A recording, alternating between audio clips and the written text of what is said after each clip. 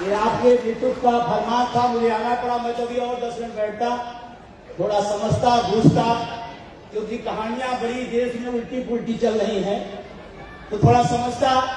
और इसी बीच में नौजवानों के साथ एक छल हुआ है। एक ऊट पटांग पेंशन योजना आई है, पता है? यूपीएस मतलब जानते हैं? यूपीएस मतलब ऊट पटांग पेंशन योजना। ये मैं नहीं कह रहा हूं, मैं गांव में गया एक बार, तो गांव में एक दादी मिली हमको। उन्होंने कहा, भैया जो आप पेंशन की लड़ाई लड़ रहे हैं, आप जीत गए। तो हमने कहा, आपको किसने सूचना दिया? तो कहा, नहीं ऐसे मिली हवा हमको सोशल मीडिया से। लेकिन भैया बूढ़ी माँ, वो बूढ़ी माँ कह रही थी, कहने लेकिन भैया हमने जो समझा इसमें, ये तो ऊट पटांग पेंशन योजना है। क्या आप सहमत है? यूपीएस मतलब ऊट पटांग पेंशन। सहमत है? बिल्कुल नहीं। क्योंकि आप अगर सहमत हो रहे हैं, इसका मतलब इस हाल में कन्याकुमारी से कश्मीर तक लोग बैठे हैं, पूरा भारत सहमत हो रहा है।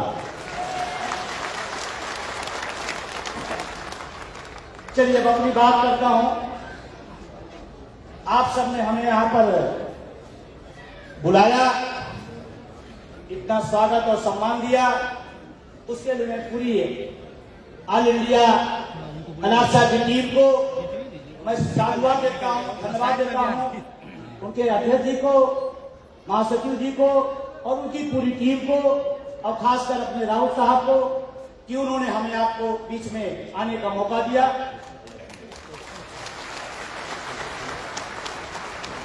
लेकिन मैं आपसे थोड़ी शिद्दत से बात करना चाहता हूं, क्योंकि मैं सुबह 8:30 बजे निकला हूं, भागे भागे घर से आया, फ्लाइट पकड़ी, फिर वहां से तुरंत जैसे अपहरण करके सीधे मंच पर लाल बैठा दिया गया। बिहार है ना?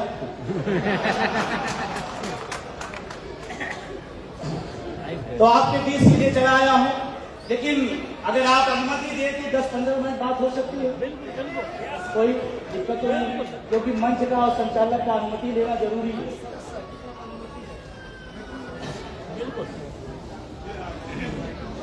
वो आप सुनो, तो 15 मिनट बात चलेगी? तैयार है? अगर आप तैयार हैं तो हम शुरू हैं। के लिए दिन भर तैयार है। क्या बात, क्या इसलिए एनपीएस वाले भी लोग हैं क्या? नहीं, सब तो एनपीएस है सर, सब तो ओपीएस चाहिए।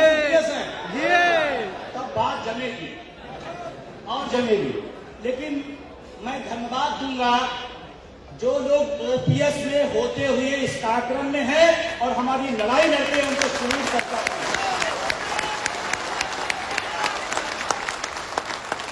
क्योंकि जिनकी लड़ाई है वो तो मैदान में हो, अच्छी बात है, लेकिन जो पेंशन में होते हुए भी आपकी लड़ाई में है, वो ज्यादा बड़े महारथी हैं और ज्यादा हमारे लिए मजबूत पिलर है। मैं उन्हें सैल्यूट करता हूं, धन्यवाद देता हूं। नाम लूंगा जब वो लंबा हो जाएगा, इसीलिए मैं नाम दे रहा हूं। और इसीलिए मैं कहता हूं, नाम में क्या रखा है। और आपसे भी कह रहा हूं, नाम छूट जाए तो छूट जाने देना। अगर आज इस कार्यक्रम की वजह से आपकी बस छूट जाए तो छूट जाने देना, ट्रेन भी छूट जाए तो छूट जाने देना, ओपीएस न छूटने पाए, सब सही हो जाए।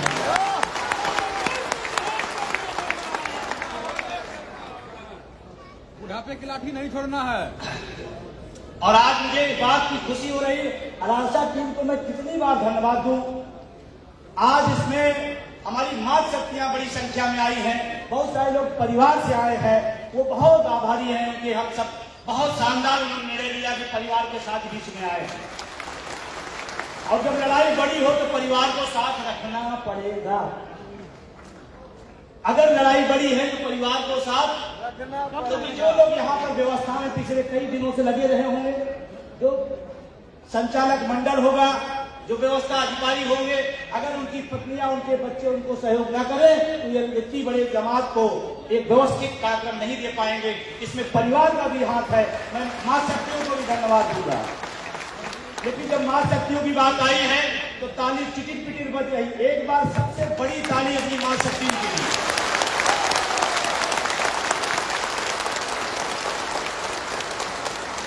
बहन हमारी बैठी है, अच्छी बात है कि नहीं? जो कि कहते हैं, आपको मैं बताऊं, कहते हैं कोई लड़ाई आप लड़े जीत भी सकते, हार सकते हैं, लेकिन इतिहास गवाह है जिस लड़ाई में मां शक्तियां सामने आ जाती हैं वो लड़ाई हार नहीं सकते हैं।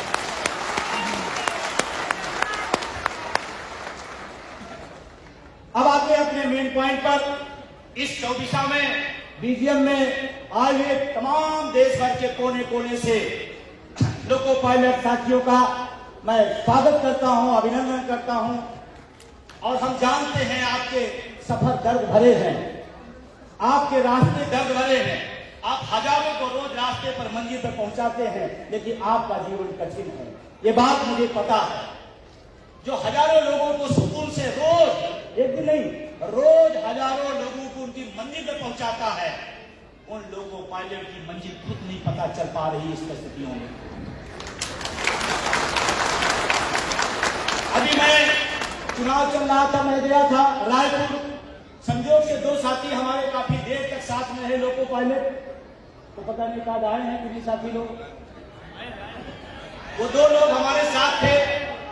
और पूरे रास्ते मैं आपको ये बात इसलिए बताना चाहता हूं, दोनों लोग पूरे रास्ते वो घटनाएं हमको बताए, वो चीजें बताई कि हमारे रोए खड़े हो गए कि क्या इसी आजाद भारत में क्या कुछ लोग गुलाम बनाने की भी प्रवृत्ति आ गई है क्या?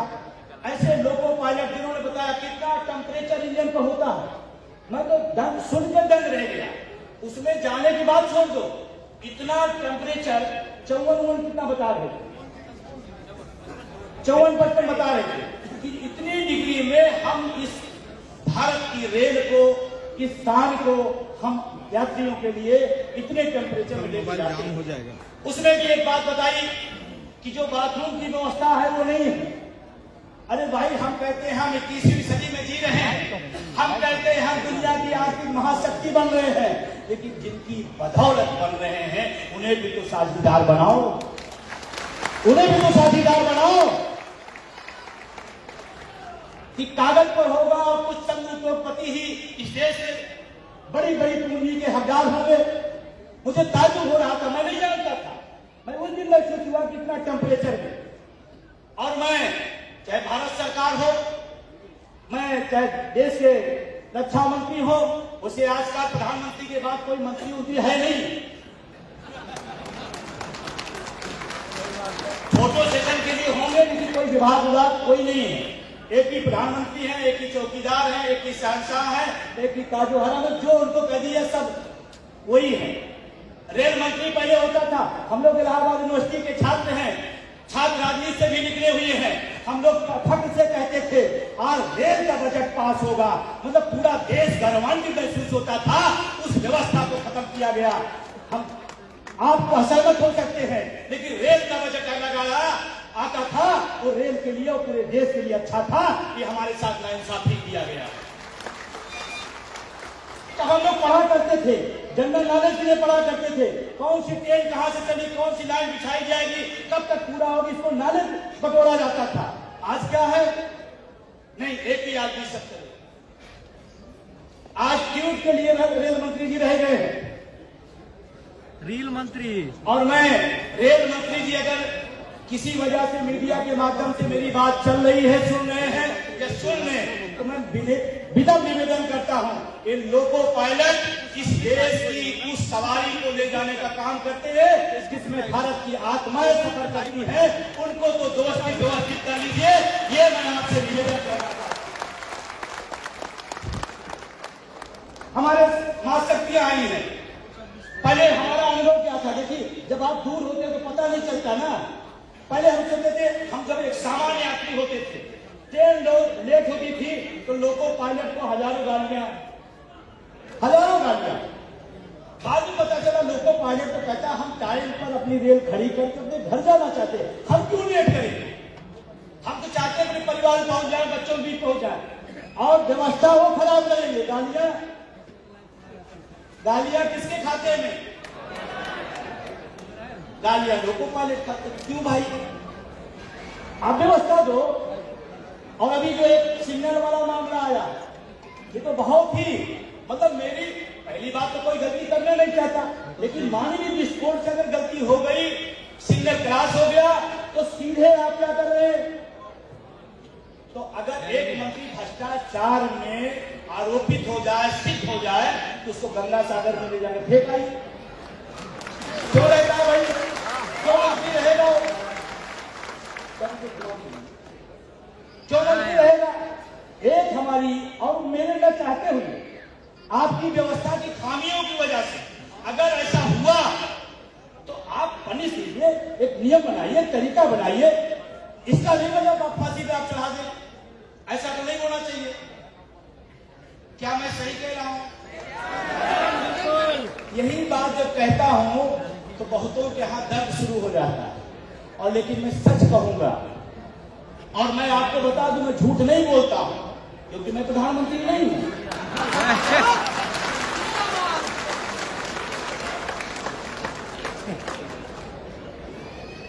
तो जिम्मा किसी और खाते हैं। क्या रेल अच्छी होगी, रेल का कर्मचारी अच्छा होगा तो देश का विकास नहीं होगा क्या? क्या देश का विकास नहीं होगा क्या? और देश का विकास आप किसके पैमाने पे खड़ा करते हो? हमारी ही कार्यशैली पर, हमारे कर्मचारियों की कार्य पद्धति पर, उनके कर्तव्य निष्ठा पर आप रिपोर्ट कार्ड प्रस्तुत करते हो। क्या मंत्री जी आकर के जेल चलाते हैं क्या? हमारे ही कार्य की प्रशंसा आप देते हो और डिमेरिट को देते हो। भाइयों और बहनों,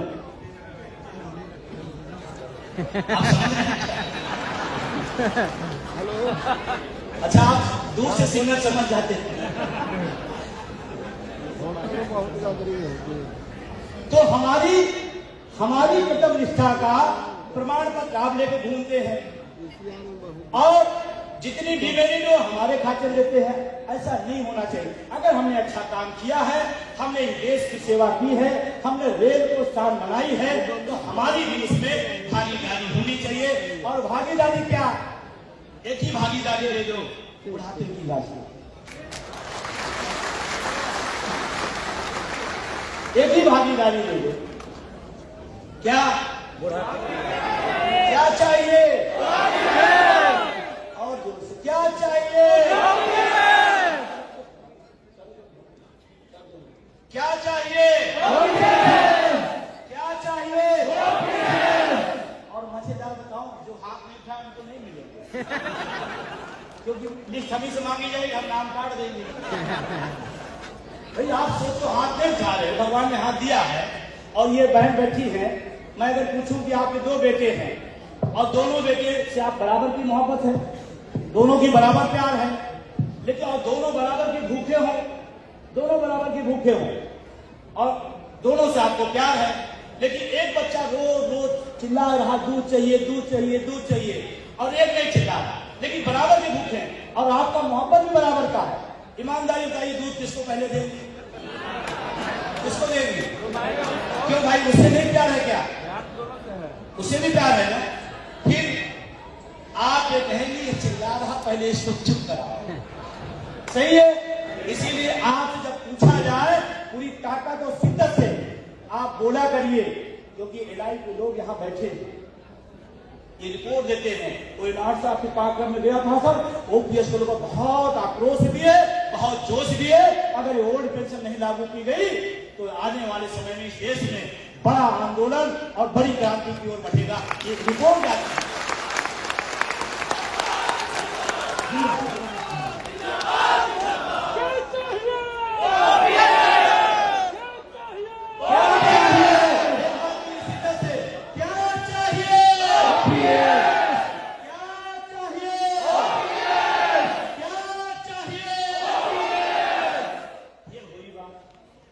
अब इसको जानते हैं, एनआई का जो रिपोर्ट भेजेगा वो कहेगा कि लालसा वाले अब बिना ओपीएस के मानने वाले नहीं है। और जानते, और वो बेचारा हमारा साथी है, तनख्वाह सरकार से लेता है एनआई वाला, लेकिन कहता है हम भी 2008 के हैं, हम भी आपके साथ हैं।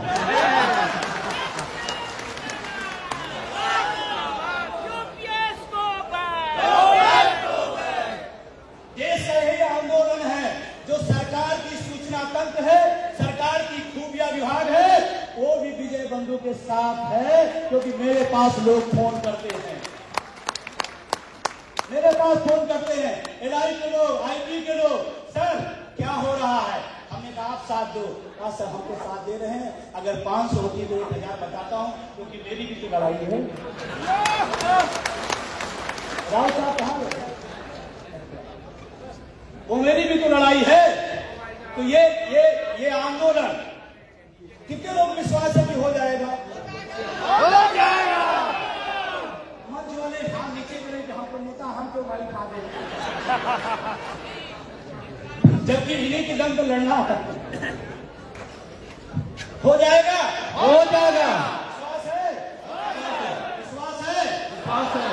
आप सुनना हो तो मैं बता दूं, इन ओपीएस के संघर्षों की बदौलत जब यह आंदोलन शुरू हुआ, हर आदमी कहता नहीं हो सकता, नहीं हो सकता। और मैं आपको आज के बीच में कसम खा कहता हूं, जब दुनिया कहती नहीं हो सकता तो विजय का मन और मजबूत होता। इसी को करके दिखाना है, इसी का नाम होना चाहिए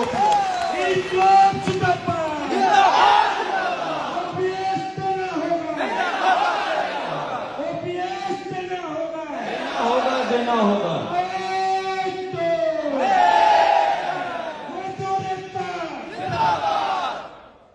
हमने अपने संघर्षों से, आप सबके सहयोग से राजस्थान, छत्तीसगढ़, झारखंड और हिमाचल पुरानी पेंशन बहाल कराई है। इसी देश के भाग हैं, इसी देश के प्रदेश हैं। कुछ लोग झारखंड से आए होंगे, कुछ लोग छत्तीसगढ़ से आए होंगे, कुछ लोग पश्चिम बंगाल से आए होंगे, जहां ऑलरेडी पुरानी पेंशन है।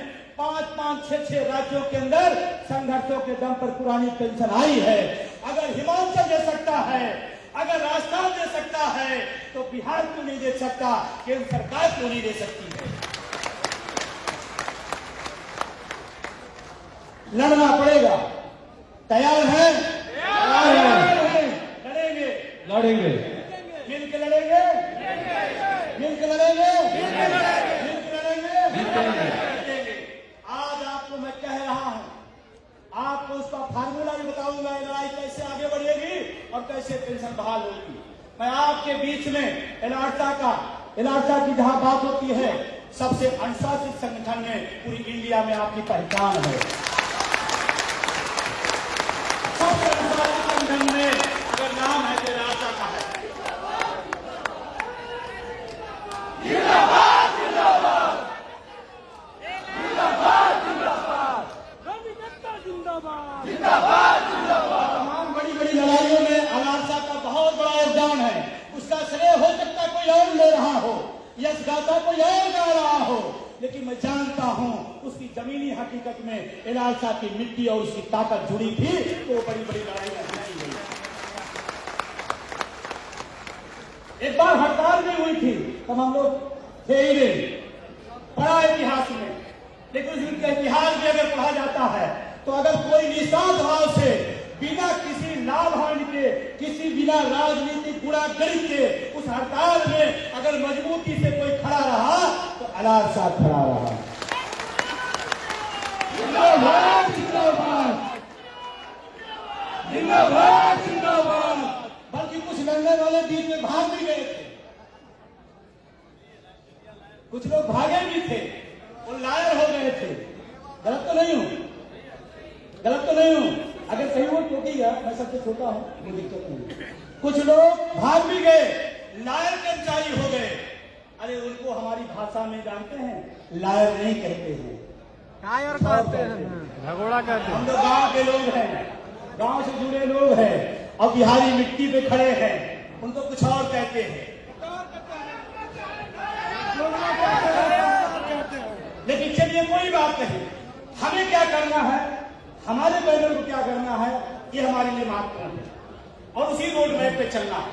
मैं आपको फिर आज इस पूरे एलाटा के इस बीजीएम में ऐलान कर रहा हूं, ध्यान से, और रिकॉर्ड और आप मीडिया के भी लोग हैं, मैं पूरी शिद्दत, पूरी जिम्मेदारी से कह रहा हूं, इस देश में 110% पुरानी पेंशन बहाल होगी। कोई रोक नहीं सकता है, जितनी ताकत शिद्दत से करना चाहे कर ले, रोक नहीं सकते। उसके पीछे का मैं कारण बता रहा हूं, उसके पीछे का कारण बता रहा हूं। ये घर घर लड़ाई जा रही है, ये लड़ाई कोई कर्मचारी तक नहीं है, ये लड़ाई घर घर जाएगी, क्योंकि बुढ़ापे की लाठी जब हमको मिलेगी तो हमारे ही काम नहीं आएगी। पेंशन 3 पीढ़ियों के काम आती है। कितने? 3 पीढ़ियों की। अगर बाबा ने लिया तो बाबा ने खाया होगा, उसके दम पर हमारे पिताजी रहे होंगे, पिताजी अगर नहीं रोजगार पाए होंगे तो नाती पोते उसी पेंशन से एमबीबीएस, डॉक्टर, आईएएस, पीसीएस बने हैं। ये है पेंशन की ताकत। कोई पेंशन टुकड़े का पैसा नहीं है कि थोड़ा टुकड़ा पैसा मिल गया हुआ है। ये हमारे सम्मान स्वाभिमान का विषय है पेंशन। जो लोग पेंशन पा रहे होंगे मैं उनको सलूट भी करता हूं, और उनकी घर में इज्जत भी 100 गुना ज्यादा होगी उसी पेंशन की बदौलत, उसी पेंशन की बदौलत। ये पेंशन सिर्फ खैरात नहीं है, सुप्रीम कोर्ट ने बोला है, सुप्रीम कोर्ट ने कहा है पेंशन कोई भीख और खैरात नहीं है, ये कर्मचारियों के पूरे जीवन का किए हुए कार्य का प्रतिफल है पुरानी पेंशन। और आपको मैं बताता हूं, मैं बहुत ज्यादा तो नहीं कह रहा, लेकिन ओल्ड पेंशन की हैसियत समझिएगा। आप यूं नहीं कि एलासा ने कह दिया, किसी ने कह दिया, मैं चला आया। आपको समझना पड़ेगा कि ये लड़ाई कितनी बड़ी है और हमारे लिए कितना महत्वपूर्ण है, हमारे जीवन के लिए ओल्ड पेंशन कितनी जरूरी है। इस बात को समझो नौजवानों। आपका वेतन अगर 2 दिन, 4 दिन, 5 दिन, 15 दिन रुक जाए, आपके घर के खर्चे, घर का हालात खराब हो जाते हैं। क्योंकि हम लोग नौकरी पेशा लोग हैं, हमारे पास कोई विरासत और राजवाड़ा नहीं है। हमारी पूरे परिवार की पढ़ाई लिखाई, खाना खर्चा, माँ बाप की दवाई उसी वेतन से चलता है। यस या नो? अगर वो 15 दिन रुक जाए तो हमारे खस्ता हाल हो जाते हैं। कल्पना करो जब बूढ़े होंगे, रिटायर होंगे, तो 15 दिन का पूरी जिंदगी हमें ओल्ड पेंशन नहीं मिलेगी। फिर कैसे चलेगा हमारे घर का खर्चा? कैसे माँ बाप के आंखों पर हम चश्मा लगवाएंगे? कैसे अपने बच्चों की फीस भरेंगे? ये बहुत गंभीर सवाल है, इस बात को समझना पड़ेगा। और बहुत लंबी दूरी नहीं करता हूं, लेकिन छोटा से उदाहरण से बताना चाहता हूं। कोई लोग हैं जो ओल्ड पेंशन ले रहे हैं, कोई है जो ओल्ड पेंशन ले रहे हैं, जो ओल्ड पेंशन। सर आप ओल्ड पेंशन में हैं? सर आइए प्लीज, एक सेकंड थोड़ा सा। एनपीएस वाले कोई है? एनपीएस वाले हम लोग हैं इधर, सब एनपीएस वाले हैं। ओपीएस वाले, एनपीएस वाले हम लोग हैं। एनपीएस में आप एनपीएस में आप सर हमारे बहुत ही सम्मानित अफराद का लीडर है। थोड़ा से उदाहरण के लिए मैं करना चाहता हूँ, कोई बात को नहीं करिएगा। आप एक एनपीएस वाले आपको बताइए, आप दोनों लोग देखिए, ध्यान से देखिए, इनकी एज देखिए और चश्मा देखिए। हम समझिए ना, लोग कहते हैं ओल्ड पेंशन न्यू पेंशन अंतर क्या? अरे इधर इतने के बाद भी चश्मा वश्मा, इधर पेंशन का टेंशन। समझ में आ रही है ओल्ड पेंशन ना? इधर देखिए, ये बेचारे मुस्कुरा रहे हैं जबरदस्ती, ये रोजोस्टर की तरह। ये अंदर से नहीं मुस्कुरा रहे, मजबूरन हम मुस्कुरा रहे हैं। ये है एनपीएस, ये है ओपीएस, ये है फर्क। अब फर्क मैं बताऊं आपको, क्योंकि इसको जानना जरूरी है। फर्क बताऊं, जब आपने अपने घर में कहेंगे अपनी बहू से कि मुझे पटना जाना है, बीजीएम है, बहू थोड़ा चाय बना देना, तो बहू जानते क्या कहेंगे? बाबूजी आपका स्वास्थ्य ठीक रहे, ये ज्यादा हो गई, काफी लीजिए और काजू थोड़ा लेते जाइए और बादाम भी खाते जाइए रास्ते पे, क्योंकि आपको ठीक रहना जरूरी है।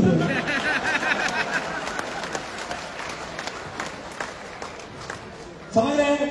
जितना बोलेंगे उससे ज्यादा। इन्होंने कहा कि बेटा 8 बजे चाय, तो 5 बजे चाय मिल जाएगी, बिस्किट साथ में मिलेगा, क्योंकि पता है एक शब्द है इसे, उसको अदरवाइज नहीं लेना है, बूढ़े को जिंदा, बूढ़े को जिंदा रखना जरूरी है। क्यों? इनकी शरीर से मोहब्बत नहीं है। कितनी पेंशन आ रही? 60,000 रुपए। कितने? हर महीने पहली तारीख को बहू को पता है ये बुढ़ा जिंदा रहेंगे तो 60,000। नाती पोता भी भागे भागे आएंगे कि बाबा चलेंगे, चॉकलेट का पैसा देंगे, साइकिल पिताजी नहीं खरीदेंगे तो बाबा खरीदेंगे। यस या नो? यदि 60,000 रुपए आ रहा है और मेरी ईश्वर से दुआ है आप खूब आनंद कर दिए और हम सबकी लड़ाई को भी अपनी आंखों से आप जीतते हुए देखे, ये मेरी शुभकामना है। होगा नहीं होगा? और ये चले आएंगे, पटना भी जाएंगे, दिल्ली भी जाएंगे, बंगलोर भी जाएंगे, तेरा क्या होगा?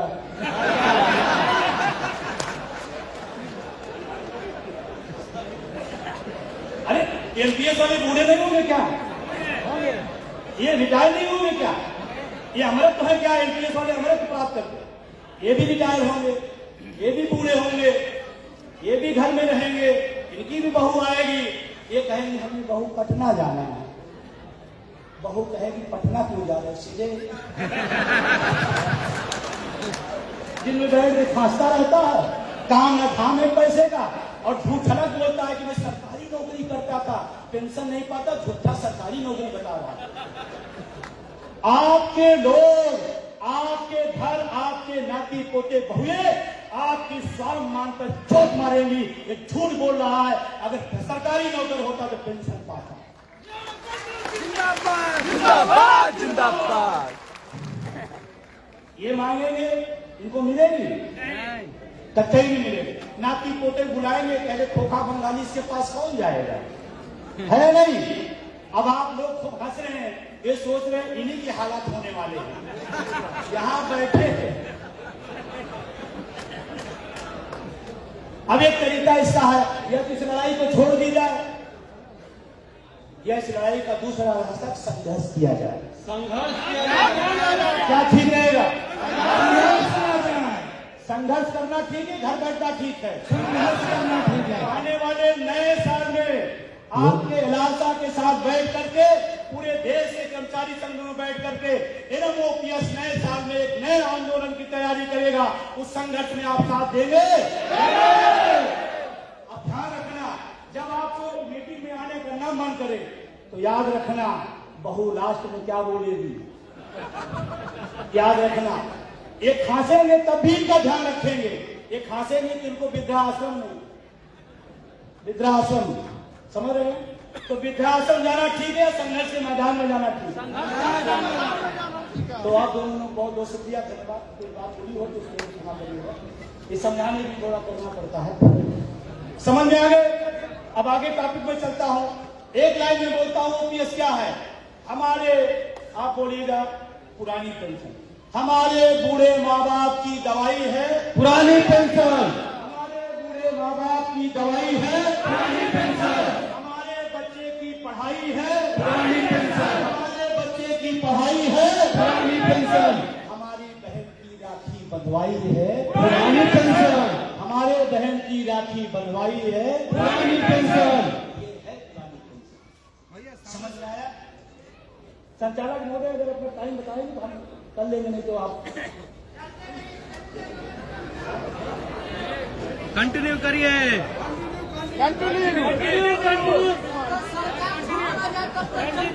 ठीक है। हमें आपको भी ध्यान रखना है, हमें मंच को भी ध्यान रखना है, संचालक को भी ध्यान रखना है। हम जानते हैं आप वो सुनना चाहते हैं, अभी सुनाता हूँ एक बात और आपको।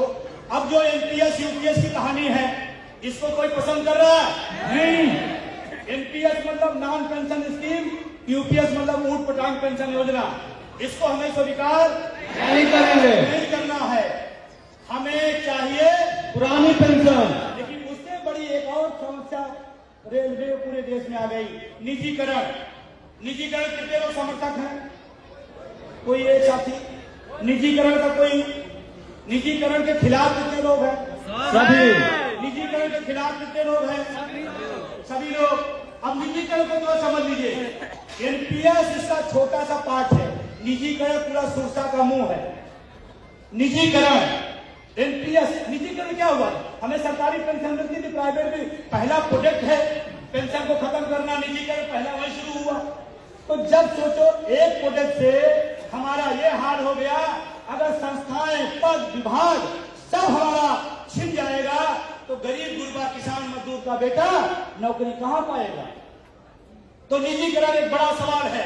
और मैं कह के जा रहा हूं आपसे, निम्न और मध्य वर्ग के खिलाफ, निम्न और मध्य वर्ग के खिलाफ अमीरों का षड्यंत्र है निजीकरण।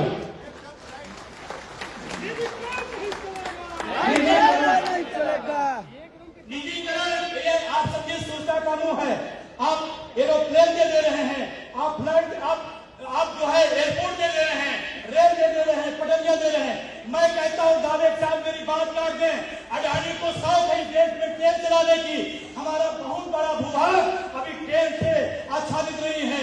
जहां पटरियां बिछाओ, लाइट बिछाओ, टैगमेंट लगाओ, सिग्नल लगाओ, स्टेशन बनाओ, डिब्बे बनाओ, रेल चलाओ, वहां क्यों नहीं चला रहे हो?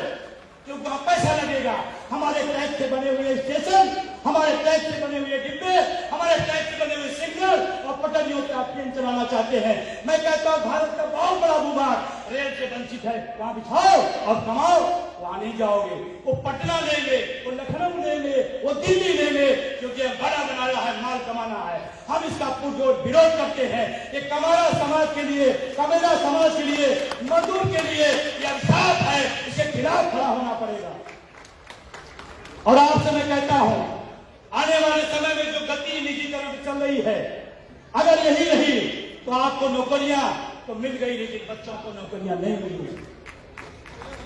आउटसोर्सिंग संविदा क्यों रखा जा रहा है? क्योंकि अस्थायी पद खत्म, आउटसोर्सिंग संविदा पर हम कक्षा 4 पढ़ने वाले बच्चे को 4000 फीस देते हैं। आउटसोर्सिंग नौकरी करेगा 5000 रुपए को। यही है भारत, उभरता भारत, यही भारत, ये उभरता भारत है। आप समझिए इस बात को। इसलिए निजीकरण बहुत बड़ा चाप है। और ये लड़ाई जो निजीकरण के खिलाफ डॉक्टर उसरी साहब और तमाम सारे लोग लगातार काम कर रहे हैं, उसमें हम सबको पूरी शिद्दत के साथ खड़ा होना पड़ेगा। अगर रेल रहेगी, स्टेशन रहेंगे, तब हमारे बच्चों का भविष्य होगा, हमारे पास नौकरियां होंगी, नौकरियां खत्म कर दी जाएंगी। सहमत है मेरी बात से? अच्छा, नौकरियों में कौन जाता है? सांसद का बेटा, उद्योगपति का बेटा, मुख्यमंत्री का बेटा, अरे वही कमेरा समाज का, मजदूर का बेटा जाता है एक ख्वाब लेकर के, एक ख्वाब लेकर के कि हम अपने परिवार को तरक्की देंगे, एक ख्वाब लेकर के अपने बच्चों को अच्छी शिक्षा देंगे। सोच के देखो, बहुत बड़ी समस्या आपके सामने है। लेकिन मैं आपको सलूट करूंगा कि जब भी निजीकरण के खिलाफ लड़ाई आएगी, ओपीएस के समर्थन में लड़ाई आएगी, उसमें एलान साहब पूरी ताकत के साथ खड़ा होगा।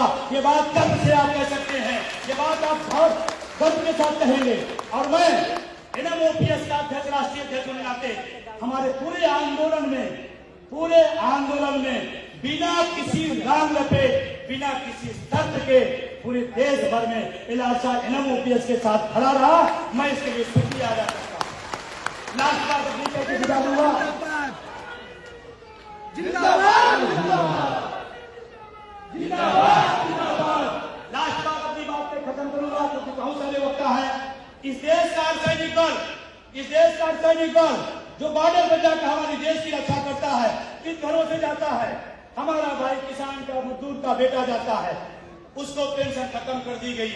इस देश का माननीय 4 पेंशन लेंगे और हमारा भाई अर्धसैनिक बल देश की रक्षा करेगा, एक भी पेंशन नहीं पाएगा। ये कौन सा राष्ट्रवाद है प्रधानमंत्री जी? मैं पूछना चाहता हूं आपसे। देश का अर्धसैनिक बल पेंशन नहीं पाएगा, सामाजिक सुरक्षा नहीं पाएगा, और सांसद मंत्री एसी में बैठ करके पेंशन पाएगा। ये राष्ट्रवाद नहीं है, ये छद्म राष्ट्रवाद है। मेरे पास रोज फोन आते हैं, असम के बॉर्डर से बोल रहा हूँ, कश्मीर के बॉर्डर से बोल रहा हूँ, विजय बंधु बोल रहा सब जरूर करता हूँ, धन्यवाद देता हूँ। आप मेरी बात कह रहे हैं, क्योंकि मैं गोली को चला सकता हूँ लेकिन मुंह नहीं चला सकता।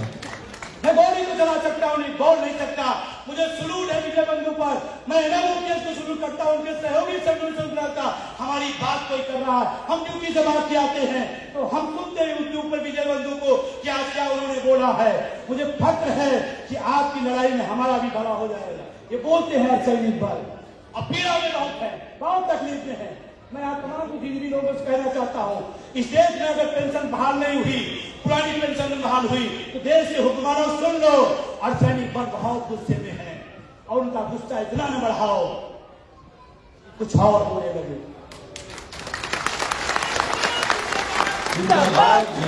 कहते हैं, फोन पे कहते हैं, सर अब हमारी गोली पाकिस्तान तरफ जाए न जाए, लेकिन अब हमारे को जानकारी जब से हुई, अब मनता है नेताओं की तरफ।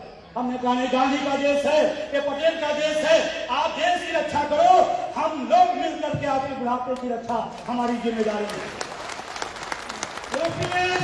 होगा